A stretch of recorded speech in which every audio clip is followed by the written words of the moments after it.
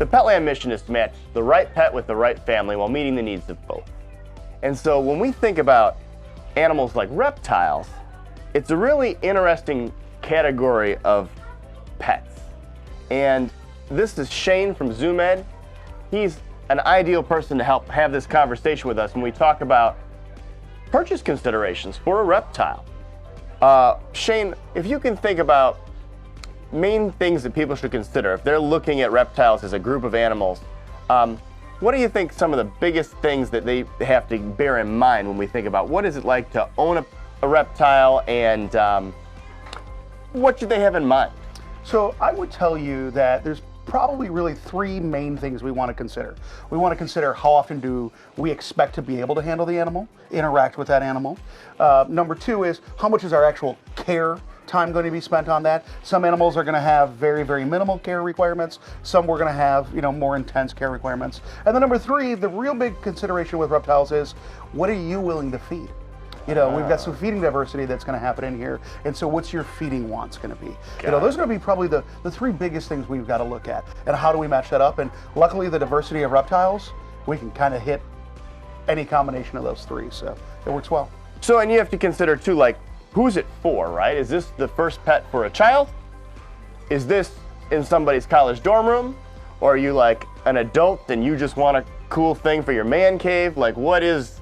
Yeah, of course, we want to know, where are we going with that? When we look at little kids, I've got a beautiful pastel ball python here. They're a great one, kind of a thing. They've got a little sizable body for a snake, whereas a corn snake's a great snake as well. It's a skinnier body. Sure. Sometimes it's going to be a little harder to hold on to that skinny body for little kids. These guys, it's an opposite of what people think. That little bit bigger body is actually a little bit easier to hold. So some of those little things are easy, to try to convey, if we know who's actually owning it, who's dealing with it. Sure. And as you said about the food, like most of these things want to eat something that's alive. So many of them do. Bearded dragons are great omnivores, so they're going to eat a lot of live insects. We've got different things like leopard geckos that are going to eat live insects, but then we can go to some of our things that'll eat prepared foods. Crested geckos are great for that. We can make a prepared food for them, and so those are going to be a good option as well. Snakes, many of the snakes are going to eat live prey, but we can also train them to eat frozen prey. So we thaw that frozen item out, feed them something that way, and it becomes a little bit easier for everybody. Got it. And then when we think about like lifespans of the pet, right? Some of these reptiles live a really long time. Oh yeah. And so if this is for a 6-year-old, are they going to have this thing when they're 30?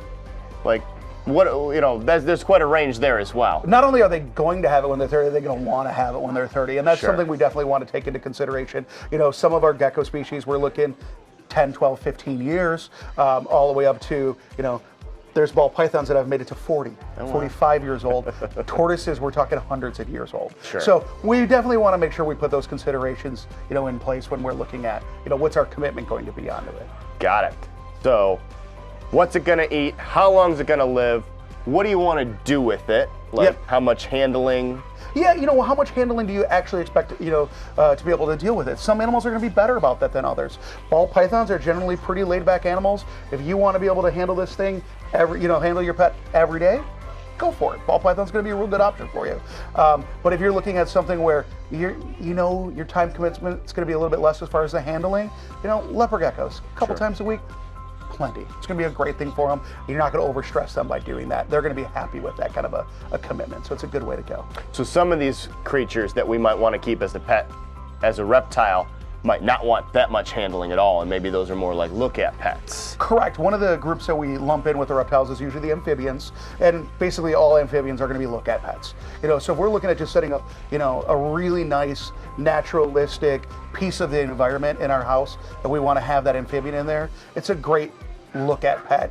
We look at the environment, we can get the plants inside of there, have a whole nice little slice of nature in the tank. Got it. All right. And then I guess one of the final considerations is how big is the creature going to get, and what size house does it need in your house? That definitely goes into the commitment of, what's our care requirements we're able to do. If we only have a little bit of space, something on top of a dresser, we're going to look for one of the smaller gecko species or smaller snake species. But if we've got, some commitment to be able to build a little bit bigger of a cage, we can definitely go with something a little bit larger that needs more room to roam. Got it. All right. So we're gonna take a series of videos now that will be kind of each main type of pet that you will see here at Petland. Certainly there are gonna be more reptiles out there. We are catering more towards your entry level to intermediate person who might wanna have a reptile, but we'll go through each individual choice, talk through what their 4 basic need requirements are gonna be, and give you an idea of maybe what reptile would be the right reptile for you and your family.